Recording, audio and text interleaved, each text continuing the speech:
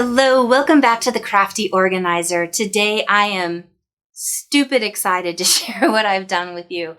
Now I'm going to do this completely out of order. Normally I show you how I make something, but I want you to see the value of it before. So make sure you stay till the end if you want to see how I did this. I have used foam core storage lots of times with you guys, and the Totally Tiffany dupe that I did a couple of weeks ago got me to thinking, what if I did this on a larger scale and reinforced it so that you could make some larger storage for whatever it is you need. So that's what I did today.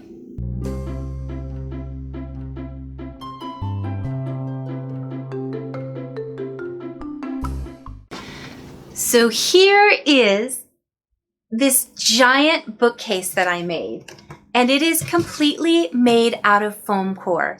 Now I have reinforced the living daylights out of this because I want to test it. You heard me right. I'm going to be doing this live with you. I have a bunch of bins and items stored in things already, and I've weighed every single one of them. So as I'm placing things on here, you're going to be seeing with me how much weight it can hold. My goal is 20 pounds because I think if you could store 20 pounds worth of your craft items with only $5 worth of foam core, I'm excited. I hope you're excited too. Make sure you click the like button if you do, but we're going to be doing this live. So this is either going to be an epic fail, at which point you won't need to stay to the end to see how you make it, or it will be a huge success and you'll stay to the end to see how we made it. So let's get started. Now I've set this up so that I've created supports underneath 3 of the shelves, the top 3. Even though this is the top of the bookcase, I designed it so that you could put things on top. So again, if you're interested on how I did that, stay till the end. But right now, let's load this up and see how much it can hold. Now with any bookcase, I always recommend going heaviest on the bottom first. This adds stability to a bookcase no matter what the material it's made out of. The other thing that you want to do is make sure that your heavier things are on the outside of the shelves with the lighter things in the middle. And again, it's not just when you're using something made out of foam core or cardboard. This is if you're using oak or MDF or pine. If you've ever gotten shelves that have bowed in the middle, it's because the weight was too much in the center, and especially if it's a wide shelf, it just can't handle it. So keep your heavier things towards the outside and your lighter things in the middle. So here are my bins, and here are the rubber stamps. These are on block, so these are going to be heavier. Now, whatever you put on this bottom is irrelevant because your unit is going to either be on a table, on a desk if you're using it as a hutch, or on the floor. So this bottom shelf you could probably load up with a lot more as long as it's not leaning to the side. So if you were to put books in here, I would use bookends with it so that the weight isn't pushing on the outside, because after all, this is foam core. But right now we've got 5 pounds on the bottom with the 2 totes filled with rubber stamps. Now, I know I said do the heaviest things on the bottom, but I really want to test this for you guys so that you know if it's worthy or not. So I am putting all of my paints on this shelf. I basically emptied everything from the gutters that I made, and I started pulling supplies from around my office. I actually ran out of supplies. So most of the things that I use on a regular basis that are all around me have been consolidated into this bookcase. So let's go with paints. For the paints, I am using the soda can holder from the Dollar Tree, and guess what I found out? It perfectly holds 32 of the acrylic paint bottles. I thought that was incredible. I really did. Except that this little boy is 5 pounds on its own. So I was kind of expecting 5 pounds to be on each shelf, but we're going to push the limits on this one because I want to see what it'll do for you. So here's, I'm doing this live and I'm nervous. Here's the first 5 pounds going on the outside.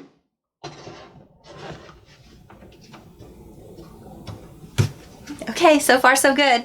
And I'm sorry I keep going up and down. Everything is around me. So this one had the remainder of my paints. It had some of the bigger bottles, and it has my ceramic water bottle. So this one was, I think, oh, I was marking on the back. See, I was smart. This one was 3 pounds. And again, I'm showing you pictures so that you know I'm not fibbing about this. 3 pounds plus the other one, that makes 8 pounds for this shelf.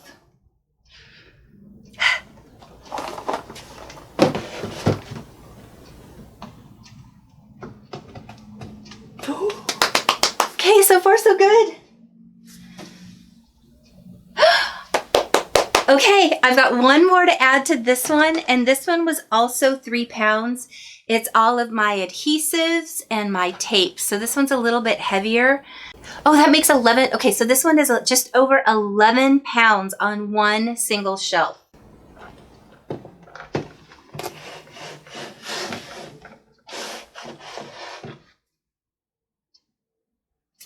Okay. This is the heaviest shelf. So if this manages to stay this whole time and not buckle, then oh my gosh, you guys, I'm going to be so excited with you. Again, I didn't design this to hold heavier weight, but I want you to see that when I'm building these, they actually are really strong. If you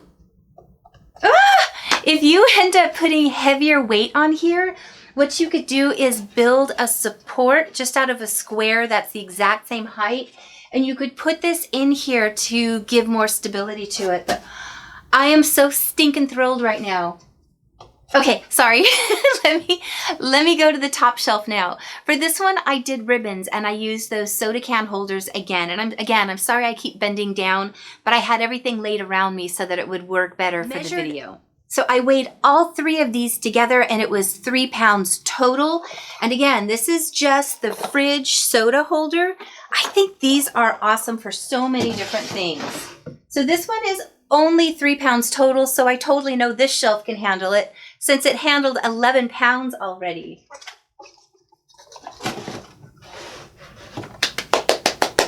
Okay, so now I'm going to the top. And when you watch the tutorial, I reinforced 3 of the shelves. I did not reinforce the bottom because, as I said, this is going to be resting on top of whatever surface you have, whether it's a desk, a table, or the floor.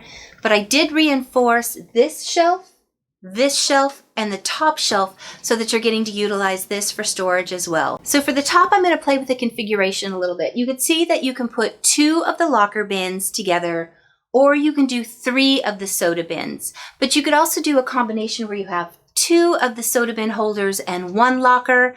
The top is a little bit wider because it doesn't have the sides, so I'm going to do a locker bin with pens, markers, and pencils. And this one is heavy. This one is 3.5 pounds. And I made it so that you've got things in containers so that you could just pull it out. I want this to be really functional for you, not just a test to see how strong it is. So as I was putting things together, I was genuinely making it of how would I want things organized on a shelf so I would have easy access to it. So this one's going on the top. And again, heavier things on the outside. This last one, again, I ran out of things in my area, but these are my little sanding blocks and sanding papers. This will actually sit right in the middle. This last bin, I want to show you how to break down additional categories inside. You know I love storage bags inside, but this is a little bit of a different take. So I got 2 different food storage containers, and I tried 2 different ones because I know different stores have different things. So the Rubbermaid is called a Take Along, and it is a 2.9 cup, and the Betty Crocker is called an Easy Seal, and it is 3.4 cups worth of storage inside. I only bought 2 sets, but if you had more, you could put 1 more of these containers inside. But then I just placed things that I'm going to use frequently. These are my small embellishments. I have my small bits of twine and ribbon. I have glue sticks. And in the last one, I have my washi tape. So it could fit 5, but I had 4. So this is 3 pounds. The pens were 3.4 pounds. So that comes to 6.7 pounds, which if the bottom was 5 and then 11.7, 3 and 6.7, I cannot do math. I think that's just over 25 pounds, which means I've already exceeded what I was hoping it would hold. So this is it. I cannot even believe it, you guys. What do you think of this? I am so genuinely excited. So as I was building this, I kept thinking strength, strength, strength. I did a lot of the same techniques that I did with the Totally Tiffany container that I duped, but I got suggestions on using straight pins. So I bought straight pins to strengthen all of the seams, but the ones that I bought were too long and too wide around, and it kept poking through at weird angles. I couldn't get them in straight, and I was worried about stabbing myself. So instead, I doubled the foam core in certain places, and I added a small strip of furring wood. So again, stay to the end if you want to see the whole tutorial and how I made it. But again, I haven't done the math yet, but it's over 25 pounds that this foam core bookcase is holding right now. I am so thrilled with this. You can easily slide things off, get access to it, and slide it right back on. And you guys, if you were to cover this with any type of contact paper, it would become even stronger. Or if you decoupaged it with something, it would become even stronger. I used 5 sheets of foam core to make this. So for $5, I got a 20-inch by 30-inch little bookcase, and you could make as many of these as you needed and put them across a table for a ton of storage. I have one last thing I want to show you with this before we get into the actual how to make it, and that is there's dead space on some of these shelves, and I know a lot of you like to have things on dowels, whether it's to hold scissors or ribbons or your washi tapes. Because this is made out of foam core, you cannot use a tension rod on here because tension works by pushing outwards. And because this is just foam core, it would compromise the entire thing and it would come crashing down. But I had an idea. Where did I put it? Oh, I had an idea of taking bottle caps, you know, the type you get off of your soda bottles or your water bottles. And I just cut a hole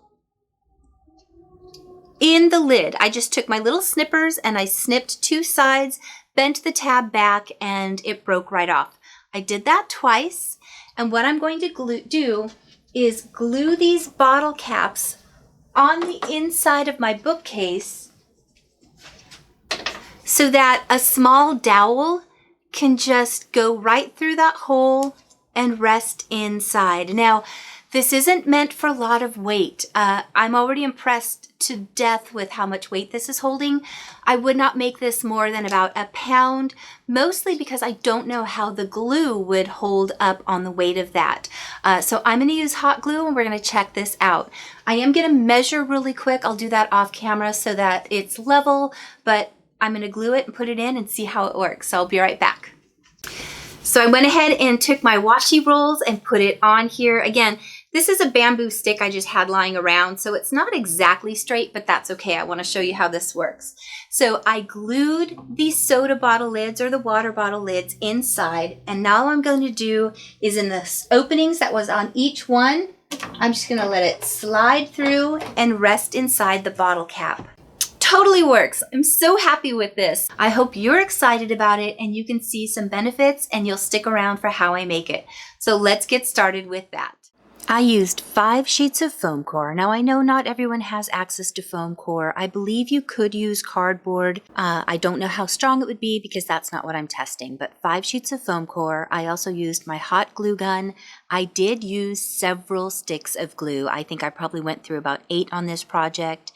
The shipping tape, and if you have better success with the straight pins, that's an absolute option.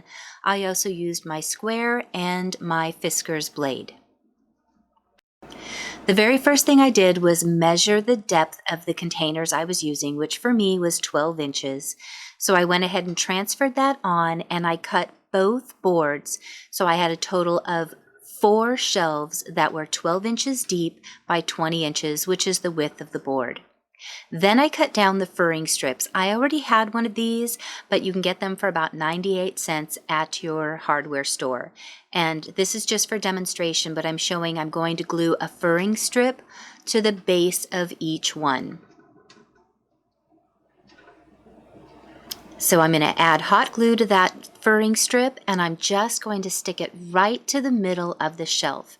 If you plan on adding more weight, you could add a furring strip to the front and the back and use another full sheet, but I'm just using the middle to keep this super strong. I'm going to do this to all 3 of the shelves, and any place I notice that it's lifting up, I just added a little bit more, and I did add a bead along the front and the side, but look how strong this is. Now it's time to create the backing. I used 1 full-size sheet and I marked at 10 and 20 inches. This is where the 2 middle shelves are going to go. So this sheet does not get cut down. So there'll be a top, but I'm going to start in the middle first and do these first 2 pieces. So I just run a bead of the hot glue along the edge and I line it up to the 2 dots and just press it into place. You only need to hold this for a few seconds, and I did get my square out just to make sure that the shelf was going to be as straight as possible. Repeat this with the second shelf, and then use the shipping glue on the edges of the top and the bottom. Now I'm going to put on the bottom. You'll notice this piece does not have a support on it. And then I can put on the top piece. For every one of these, even if you don't see it, I used shipping tape. Now I'm going to mark the edge of every single one of the shelves, just in case there's any discrepancies. And then I'm going to cut this out twice so that I have the sides of my bookcase. Once I have those completely cut, I am ready to start assembling the rest of this bookcase. After you're done cutting the sides for this, you're going to go ahead and mark the 10 and 20 spots again. And this is to make sure that your shelves are straight once you glue it to it. I'm going to run a long bead of glue along just the back of the bookshelf, and this is to make sure I can get that seam completely down and make sure that it's flush and square. Once I have that secure, I can start going 1 shelf at a time. And I'm just going to repeat this process on all 4. And again, if you don't see me doing it, I promise I not only ran a bead of hot glue around each seam, but I also strengthened it after I put the glue on with the shipping tape. Make sure you do it in that order. Hot glue first and then the shipping tape on top of it. Once I had all 4 shelves done, it was time to do the exact same thing to the other side. So I measured at the 10 and 20 marks just to make sure everything was perfectly squared, and I start with the back first. The reason you do this is to make sure that you have room for adjustments afterwards. So if this is completely flush, then everything else will come out perfectly. So I'll start with that top. And then I'm going to switch the angle here so you can see, but I've already attached this one. I'm going to run a bead of glue all the way around before I put on the shipping tape. And I went through a lot of glue. So now I'm running the glue along the bottom and then pushing it down and running another additional bead of glue all along the length of the top and bottom of the shelf. Here's the last one. So I've got the glue down, I'm placing it on top, and then I'm going to go ahead and put that whole bead of glue in that corner. And then off camera, I will add the shipping tape. I don't even know what else to say. I am so excited about this. I finally did the math. It was 26.1 pounds that this foam core bookcase held. So for $5, and again, if you're buying the containers from your dollar store, it'll be more expensive. I like the look of these. I think these Dollar Tree locker bins are great. I use them for a multitude of things. You could also put small little labels on these and dress it up, or I love doing the handles. If you're interested on how I put handles on things, I've got a link to that video in the description below. But it'll be interesting to see how it holds up over time. I'm going to leave this for a couple of days. Make sure you go to my Facebook page and check in. I'm going to post probably in 3 or 4 days about how it's holding up over time. But I am just tickled pink with this. So thank you so much for watching today. Hopefully you didn't think I was too much of a geek getting all giddy about a $5 storage unit, but I am super excited about this. And I just can't get over this shelf. I'm so excited. Anyway, thank you guys so much for watching. Thanks to my patrons who allow me to make these videos. And I will see you guys in just a few days. Bye. Oh my gosh, I can't believe it. I can't believe it.